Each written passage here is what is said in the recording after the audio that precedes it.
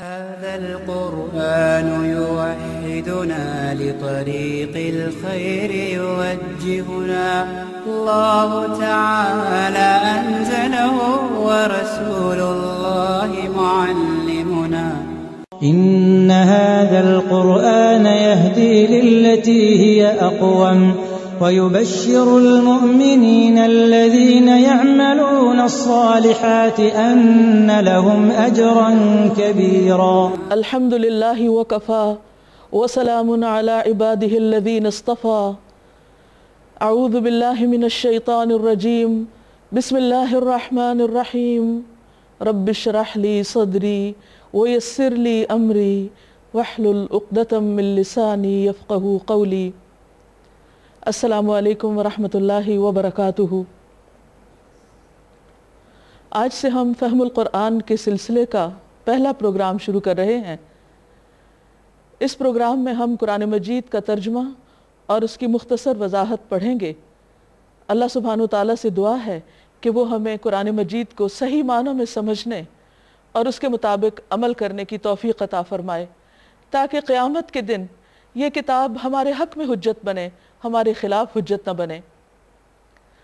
قرآن مجید اللہ سبحانہ وتعالیٰ کا کلام ہے جو اس نے محمد الرسول اللہ صلی اللہ علیہ وسلم پر نازل فرمایا۔ کس کے لیے؟ ہم سب کے لیے، تمام انسانوں کے لیے، ان کی ہدایت کے لیے، ان کی کامیابی کے لیے، انہیں اس دنیا میں مشکلات سے نکالنے کے لیے، اندھیروں سے نکال کر روشنی میں لانے کے لیے۔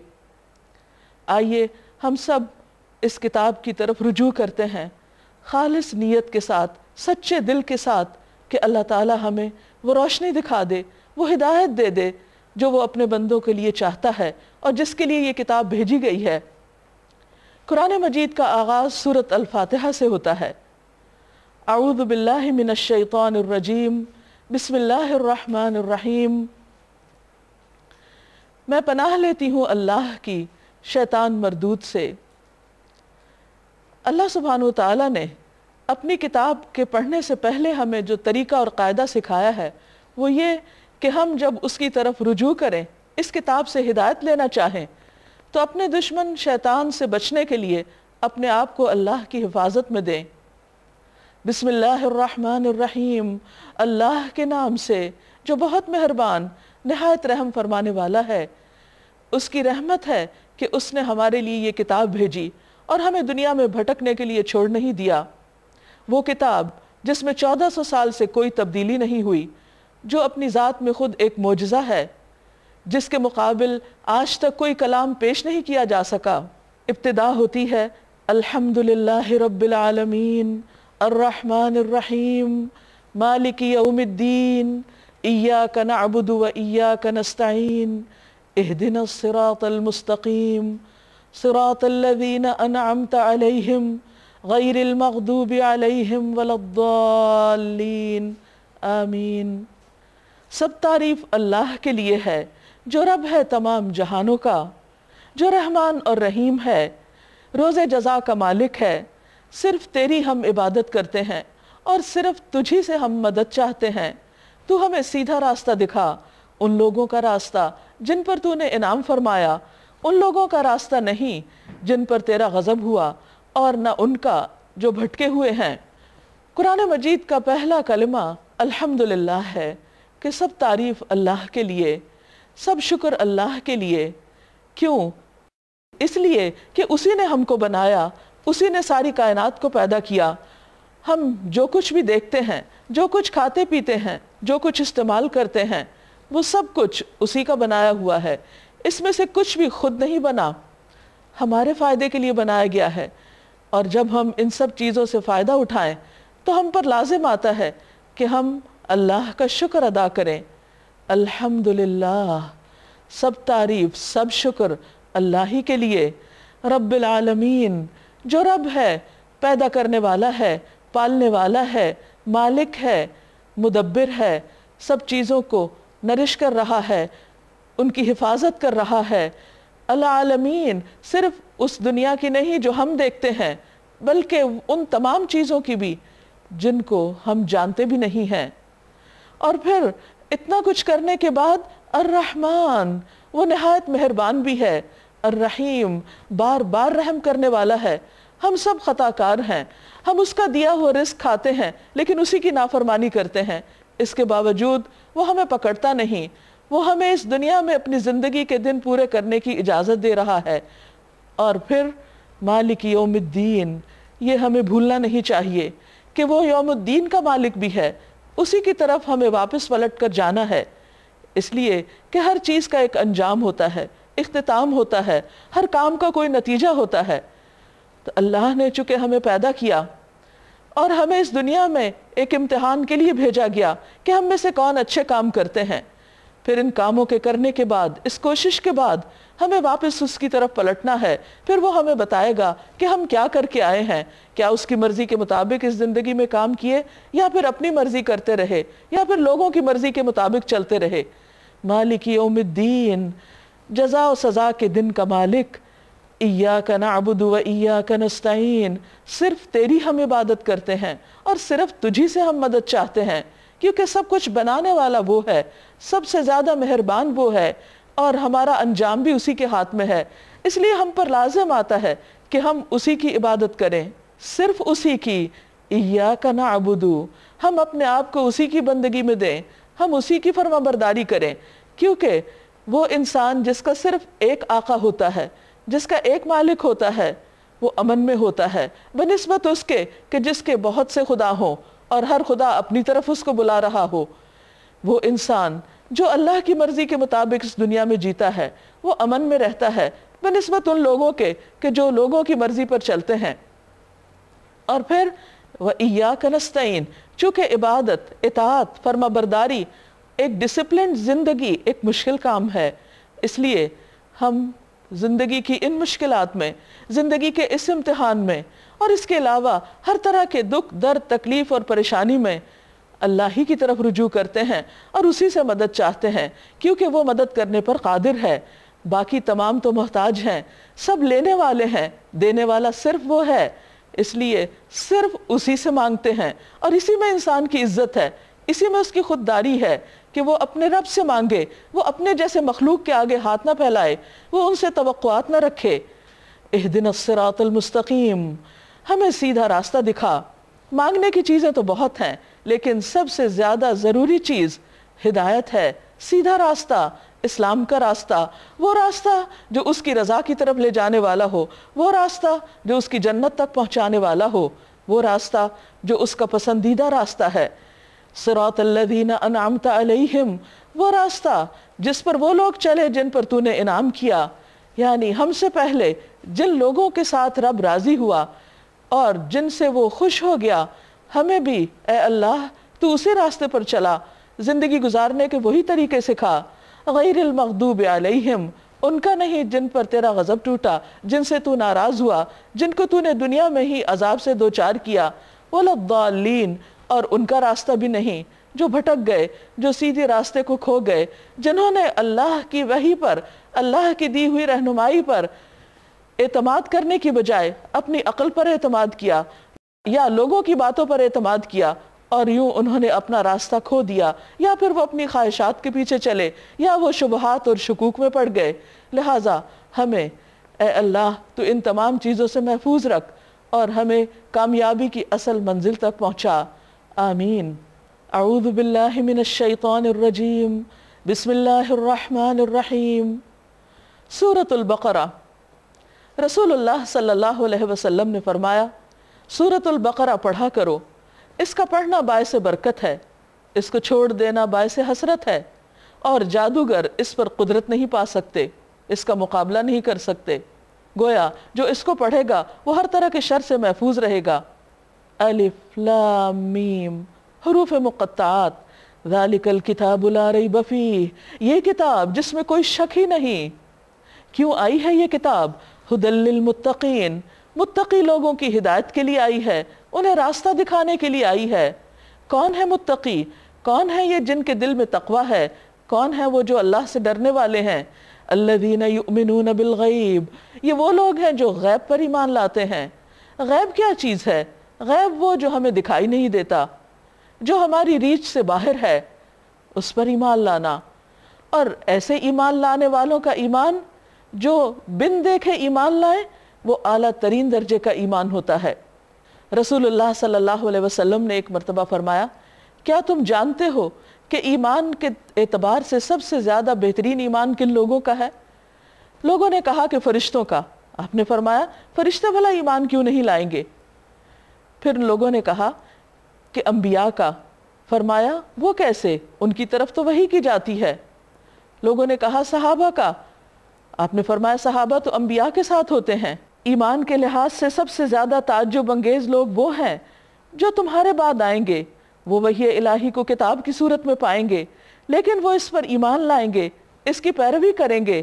یہی وہ لوگ ہیں جن کا ایمان قابل تعجب ہے۔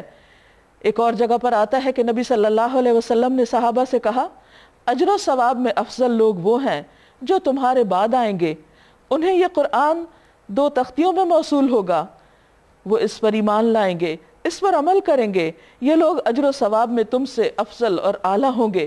تو اس میں خوشخبری ہے ان لوگوں کے لیے جو غیب پر ایمان لاتے ہوں، جنہوں نے فرشتوں کو دیکھا نہیں، جنہوں نے نبی صلی اللہ علیہ وسلم کو نہیں دیکھا، جنہوں نے صحابہ کو نہیں دیکھا، لیکن اس کے باوجود جب وہ اس کتاب کو پڑھتے ہیں تو اس پر ایمان لاتے ہیں، اور جو بھی اس میں غیب سے متعلق چیزیں ہیں، خود اللہ سبحانہ وتعالیٰ کی ذات، فرشتے، جنت، دوزخ، جو کچھ بھی یہ کتاب بتاتی ہے اس سب کو مانتے ہیں۔ وَيُقِيمُونَ الصَّلَاةَ، اور وہ نماز قائم کرتے ہیں، اللہ کے آگے جھکتے ہیں، وَمِمَّا رَزَقْنَاهُمْ يُنْفِقُونَ، اور اس میں سے جو رزق ہم نے ان کو دیا ہے وہ خرچ کرتے ہیں۔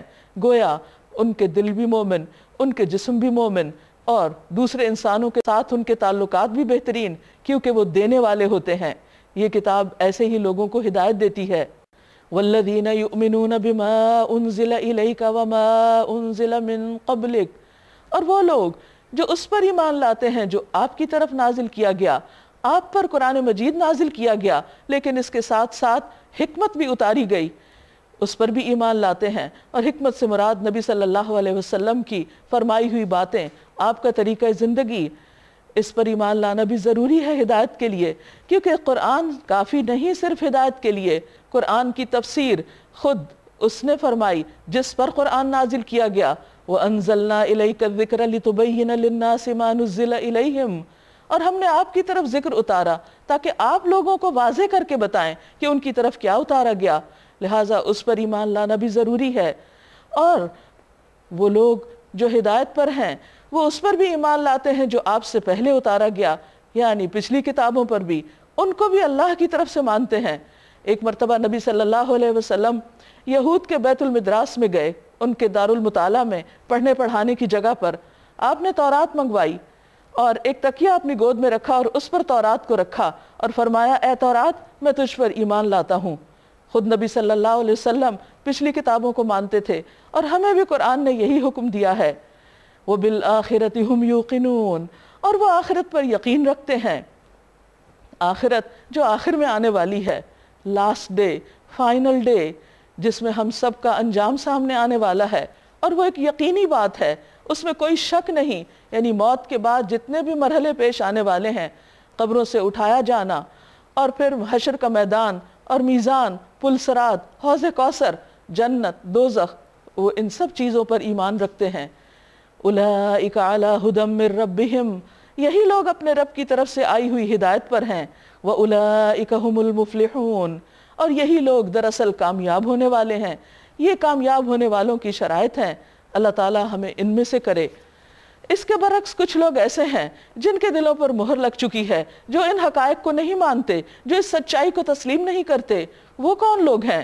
دوسرا گروہ انسانوں کا، ان الذین کفروا سواء علیہم، جن لوگوں نے ان باتوں کو تسلیم کرنے سے انکار کر دیا، ان کے لیے برابر ہے، خواہ تم انہیں خبردار کرو یا نہ کرو، بہرحال وہ ماننے والے نہیں ہیں۔ کیوں؟ اللہ نے ان کے دلوں اور ان کے کانوں پر مہر لگا دی، کیونکہ اللہ سبحانہ وتعالیٰ نے جب ان کے سامنے حق رکھا تو اس کو انہوں نے قبول نہیں کیا۔ ایک شخص جب حق کو جانتے بوجھتے، سمجھنے کے باوجود محض اپنی خواہشات کی پیروی کرتے ہوئے اس کا انکار کر دیتا ہے، تو پھر اللہ تعالیٰ اسے توفیق اور صلاحیت چھین لیتا ہے۔ اللہ نے ان کے دلوں اور ان کے کانوں پر مہر لگا دی ہے، اور ان کی آنکھوں پر پردہ پڑ گیا ہے، اسی لیے وہ کائنات میں بکھری ہوئی نشانیاں اللہ کی قدرت کی، اللہ کی تخلیق کی، وہ ان کو نظر ہی نہیں آتی۔ کیا وہ سورج کی روشنی کو نہیں دیکھتے؟ کیا سورج، چمکتا سورج ان کو نظر نہیں آتا؟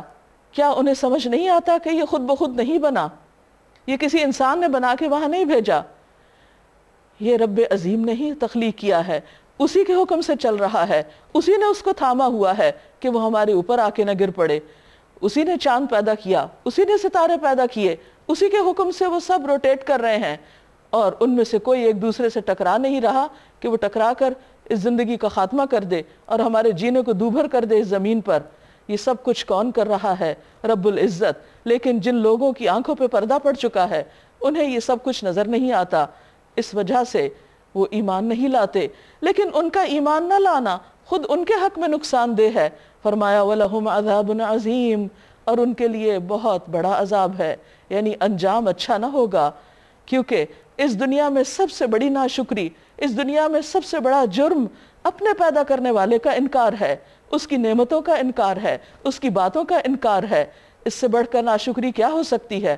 اپنے آپ کو اس جگہ پر رکھ کر دیکھیے کہ آپ کسی کے اوپر بے پناہ احسان کریں اور وہ آپ کا ایک بھی احسان ماننے کو تیار نہ ہو، پھر آپ اس کے ساتھ کیا سلوک کریں گے؟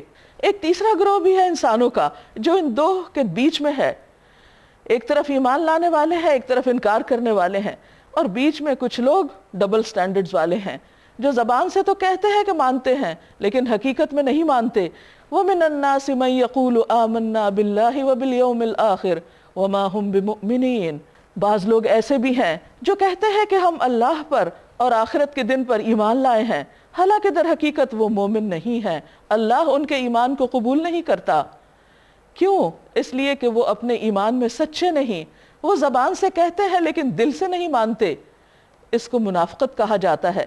نبی صلی اللہ علیہ وسلم جب مدینہ تشریف لائے تو کچھ لوگ ابتداء میں مسلمان ہوئے، لیکن جب انہوں نے دیکھا کہ مسلمان ہونے میں پابندیاں بہت ہیں تو وہ پھر گئے، وہ قربانیاں کرنے کے لیے تیار نہ تھے، اس لیے انہوں نے بظاہر تو اسلام کا لبادہ اوڑھے رکھا لیکن ہمیشہ اسلام کے خلاف، مسلمانوں کے خلاف کچھ نہ کچھ سازشیں کرتے رہے اور اپنے رویے اور طریقے سے نبی صلی اللہ علیہ وسلم کو اذیت دیتے رہے۔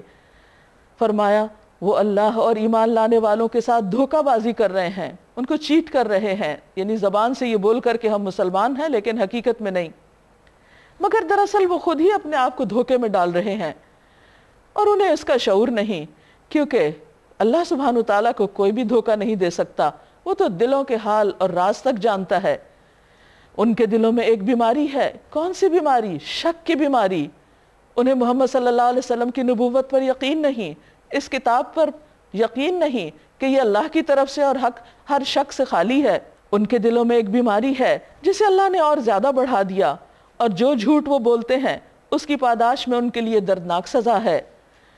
جب کبھی ان سے کہا گیا کہ زمین میں فساد برپا نہ کرو، کیونکہ دھوکے بازی، چال بازی، مکر، سازشیں، یہ تمام چیزیں لوگوں کے اندر ایک بے چینی پیدا کرتی ہیں، ان کے لیے نقصان دہ ہوتی ہیں، امن عامہ کو خراب کرتی ہیں، تو جب ان سے کہا گیا کہ تم ایسا مت کرو تو انہوں نے یہی کہا کہ ہم تو اصلاح کرنے والے ہیں۔ وَإِذَا قِيلَ لَهُمْ آمِنُوا كَمَا آمَنَ النَّاسُ قَالُوا أَنُؤْمِنُ كَمَا آمَنَ السُّفَهَاءُ أَلَا إِنَّهُمْ هُمُ السُّفَهَاءُ وَلَكِنْ لَا يَعْلَمُونَ۔ اور جب ان سے کہا جاتا ہے کہ جس طرح دوسرے لوگ ایمان لائے ہیں اسی طرح تم بھی ایمان لاؤ، تو انہوں نے یہی جواب دیا، کیا ہم بے وقوفوں کی طرح ایمان لائیں؟ خبردار، حقیقت میں تو یہ خود بے وقوف ہیں مگر یہ جانتے نہیں۔ منافقین کے نزدیک سچے اہل ایمان بے وقوف تھے جو اپنی دنیا کو آخرت کے لیے قربان کر رہے تھے۔ خبردار، حقیقت میں یہ خود بے وقوف ہیں مگر یہ جانتے نہیں کہ جو سودا وہ کر رہے ہیں حقیقت میں وہی خسارہ پانے والا ہے۔ جب یہ اہل ایمان سے ملتے ہیں تو کہتے ہیں کہ ہم ایمان لائے، اور جب علیحدگی میں اپنے شیطانوں یعنی اپنے لیڈر سے ملتے ہیں تو کہتے ہیں کہ ہم تمہارے ساتھ ہیں، ان کو بھی راضی رکھتے ہیں، ان کو بھی رکھتے ہیں، دونوں طرف سے فائدے اٹھانے کی کوشش کر رہے ہیں، کیونکہ ان کے دلوں میں دنیا کی محبت ہے، یہ دنیا کے لیے جیتے اور مرتے ہیں، اور ان لوگوں سے محض مذاق کر رہے ہیں، یعنی ہم مسلمانوں کو بے وقوف بنا رہے ہیں۔ اللہ ان سے مذاق کر رہا ہے اور وہ ان کی رسی دراز کیے جا رہا ہے، یعنی انہیں ان کی غفلت میں ڈھیل دے رہا ہے، اور یہ اپنی سرکشی میں اندھوں کی طرح بھٹکتے جا رہے ہیں۔ یہ وہ لوگ ہیں جنہوں نے ہدایت کے بدلے گمراہی خریدی، مگر یہ سودا ان کے لیے نفع بخش نہیں اور یہ ہرگز سیدھے راستے پر نہیں۔ ان کی مثال ایسی ہے جیسے ایک شخص نے آگ روشن کی، یعنی اسلام کا نور پھیلایا، اور جب اس نے سارے ماحول کو روشن کر دیا تو اللہ نے ان کا نور بصارت سلب کر لیا، ان سے توفیق چھین لی اور انہیں اس حال میں چھوڑ دیا کہ تاریکیوں میں انہیں کچھ بھی نظر نہیں آتا۔ یعنی اسلام کی روشنی تو ہر طرف ہے، اللہ کے رسول محمد صلی اللہ علیہ وسلم ان کے بیچ میں ہیں، پیغام دے رہے ہیں، دن رات اللہ کی آیات پڑھ کر سنائی جا رہی ہیں، لیکن نہ ان کے کان سنتے ہیں، نہ ان کی آنکھیں دیکھتی ہیں اور نہ ان کے دل کھلتے ہیں۔ یہ بہرے ہیں، گنگے ہیں، اندھے ہیں، یہ اب نہ پلٹیں گے۔ یا پھر ان کی مثال یوں سمجھو کہ آسمان سے زور کی بارش ہو رہی ہے اور اس کے ساتھ اندھیری گھٹا اور کڑک اور چمک بھی ہے، یعنی اسلام کی رحمت تو آ رہی ہے لیکن اس کے ساتھ مشکلات بھی ہیں۔ یہ بجلی کے کڑاکے سن کر یعنی مشکل اوقات میں اپنی جانوں کے خوف سے کانوں میں انگلیاں دے دیتے ہیں، یعنی حق کی بات پھر سننا نہیں چاہتے، اور اللہ ان منکرین حق کو ہر طرف سے گھیرے میں لیے ہوئے ہے، اس لیے اب یہ کہیں بھاگ کر جا بھی نہ سکیں گے۔ چمک سے ان کی حالت یہ ہو رہی ہے گویا ان قریب بجلی ان کی بصارت اچک لے۔ جب ذرا کچھ انہیں روشنی محسوس ہوتی ہے تو اس میں کچھ دیر چل لیتے ہیں، یعنی جب اچھے حالات ہوتے ہیں تو کچھ نہ کچھ عمل بھی کر لیتے ہیں، اور جب ان پر اندھیرا چھا جاتا ہے، جب مشکل کام آتا ہے تو کھڑے ہو جاتے ہیں۔ اللہ چاہتا تو ان کی سماعت اور بصارت بالکل ہی سلب کر لیتا، یعنی ان سے پوری کی پوری توفیق چھین لیتا۔ یقیناً وہ ہر چیز پر قادر ہے، یعنی ابھی بھی ان کے لیے توبہ کا دروازہ کھلا ہے۔ اگر وہ اپنی ان حرکتوں سے باز آ جائیں اور سچے مومن بن جائیں تو اللہ تعالیٰ کی رحمت ان کو ڈھانپ لے گی، ورنہ اللہ سے بھاگ کر تو کوئی کہیں جا ہی نہیں سکتا۔ پھر فرمایا یا ایھا الناس اعبدوا ربکم الذی خلقکم، اے لوگو، تمام انسانیت سے خطاب ہے، گویا یہ قرآن، یہ کتاب صرف مسلمانوں کی کتاب نہیں، یہ تمام انسانوں کے لیے ہے، اور ان کو میسج دیا جا رہا ہے کہ اے لوگو اعبدوا ربکم، اپنے رب کی عبادت کرو، اپنے رب کی بندگی کرو، اپنے رب کی اطاعت کرو، اس کے فرما بردار بن جاؤ، اس کی بات مان لو۔ کیوں؟ why؟ الذی خلقکم، اس لیے کہ اس نے تمہیں پیدا کیا ہے، تم اس کے بنائے ہوئے ہو، تم اس کی مخلوق ہو، خود سے خود نہیں پیدا ہو گئے، وہ تمہیں رزق دے رہا ہے۔ والذین من قبلکم، اور اس نے ان کو بھی پیدا کیا جو تم سے پہلے تھے، یعنی جن کی تم پھر نسلیں ہو، اولاد ہو۔ کیوں؟ اس عبادت کا کیا اللہ کو کوئی فائدہ ہے؟ ہرگز نہیں، تمہیں فائدہ ہے۔ لعلکم تتقون، تاکہ تم میں تقوی پیدا ہو، تاکہ تم بچ جاؤ۔ کس چیز سے بچ جاؤ؟ دنیا میں بھٹکنے سے اور آخرت میں برے انجام سے۔ کون ہے وہ رب؟ مزید تعارف، الذی جعل لکم الارض فراشا، وہ جس نے تمہارے لیے زمین کو بچھونا بنا دیا، والسماء بناء، اور آسمان کو چھت بنا دیا، یعنی بہترین رہنے کا سامان فراہم کیا۔ وانزل من السماء ماء، اور آسمان سے پانی اتارا، بارش اتاری۔ فاخرج به من الثمرات رزقا لکم، پھر تمہارے لیے پھلوں میں سے رزق نکالا، یعنی اس زمین سے تمہارے لیے غذا بھی پیدا کی۔ اب تمہارا کیا کام ہے کہ ان ساری نعمتوں کو استعمال کر کے کیا کرو؟ فلا تجعلوا للہ اندادا، کسی کو بھی اللہ کا شریک نہ بناؤ، کسی کو بھی اللہ کے برابر قرار نہ دو، اس لیے کہ کسی نے کچھ بھی نہیں کیا وہ جو رب نے کیا ہے، نہ اپنی خواہش نفس کو، نہ اپنی عقل کو، نہ دنیا کے کسی فلسفر کو، نہ کسی بت کو، اور نہ ہی کسی نظریے کو۔ اللہ کے آگے جھک جاؤ، کیونکہ اسی نے پیدا کیا، اسی کی طرف واپسی ہے، اسی نے تم کو سب کچھ دیا، اس کا حق تم پر سب سے زیادہ ہے۔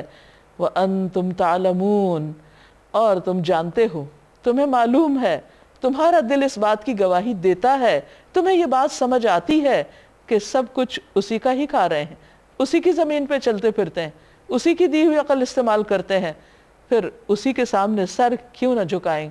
گویا اللہ تعالیٰ کا بندوں سے کیا تقاضا ہے کہ نمبر 1 کہ اس کے وفادار بن جائیں، اس کی بات مانیں، اور نمبر 2 اس کے ساتھ کسی اور کو شریک نہ ٹھہرائیں، شرک سے بچیں۔ وَإِن كُنتُمْ فِي رَيْبٍ مِّمَّا نَزَّلْنَا عَلَىٰ عَبْدِنَا، اور پھر اس کے بعد جب یہ مان لیں کہ اللہ کی عبادت کرنی ہے تو پھر سوال یہ پیدا ہوتا ہے کہ کیسے کریں. اس کے لیے اللہ تعالیٰ نے یہ کتاب بھیجی ہے، اس کتاب سے فائدہ اٹھائیں. لیکن اگر کسی کو اس کتاب میں کسی بھی قسم کا کوئی شک ہے کہ اللہ کی کتاب ہے، اگر اس حقیقت میں مما نزلنا علی عبدنا، اس میں سے جو بھی ہم نے اپنے بندے پہ نازل کیا، تو پہلے اس شک کو دور کر لو، کیونکہ شک کے ساتھ، یقین کے بغیر انسان کسی بھی چیز پر صحیح طور پر نہیں چل سکتا، صحیح فائدہ نہیں اٹھا سکتا. فَأْتُوا بِسُورَةٍ مِّن مِّثْلِهِ، قرآن کا چیلنج ہے کہ پھر تم اس جیسی ایک صورت بنا کے دکھاؤ. وَادْعُوا شُهَدَاءَكُمْ، اور اپنے گواہوں کو، اپنے لائک مائنڈڈ پیپل کو، اپنے مددگاروں کو، سب کو بلا لو. من دون اللہ، اللہ کے سوا، جس کو، کسی فرشتے کو، جن کو، انسان کو، پڑھے لکھے کو، ان پڑھ کو، کسی سائنٹسٹ فلاسفر کو، کسی کو بھی بلا لو، سب سر جوڑ کے بیٹھ جاؤ اور اس قرآن کا مقابلہ کر کے دکھاؤ. لیکن تم نہیں کر سکو گے. ان کنتم صادقین، اگر تم اپنی اس بات میں سچے ہو اور قرآن میں شک کرتے ہو.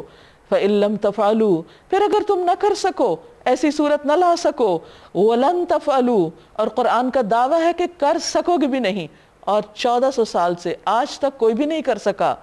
تو کیا کرو؟ فَاتَّقُوا النَّارَ، آگ سے بچو. پھر اپنا مستقبل سوچو کہ تمہیں پھر انکار کر کے انجام کو دیکھنا ہوگا. فَاتَّقُوا النَّارَ، بچو اس آگ سے. الَّتِي وَقُودُهَا النَّاسُ وَالْحِجَارَةُ، جس کا ایندھن، فیول، انسان اور پتھر ہوں گے. وہ بڑی ہولناک آگ ہے، دنیا کی آگ سے 70 گنا زیادہ ہے. اعدت للکافرین، وہ انکار کرنے والوں کے لیے تیار کی گئی ہے. اس کے برعکس دوسرے لوگ جو مان جائیں ان کے لیے کیا ہے؟ خوشخبریاں. وَبَشِّرِ الَّذِينَ آمَنُوا وَعَمِلُوا الصَّالِحَاتِ، اور خوشخبری دے دو ان لوگوں کو جو ایمان لے آئے، جو اس کتاب کو مان گئے، اور جو کچھ یہ کتاب بتاتی ہے اس کو مان گئے، اور اس کے مطابق انہوں نے اپنے عمل ڈھال لیے، اور انہوں نے نیک عمل کیے، اچھے کام کیے. ان کے لیے کیا ہے؟ ان لہم جنات، ان کے لیے باغات ہیں، تجری من تحتها الانہار، جس کے نیچے نہریں بہ رہی ہوں گی. خوبصورت منظر. کلما رزقوا منها من ثمرۃ الرزقا، جب کبھی وہاں انہیں ان باغوں میں کوئی پھل کھانے کو دیا جائے گا، وہ کہیں گے کہ ایسے ہی پھل اس سے پہلے ہمیں دنیا میں دیے جاتے تھے، اور وہ اس سے ملتے جلتے ہوں گے.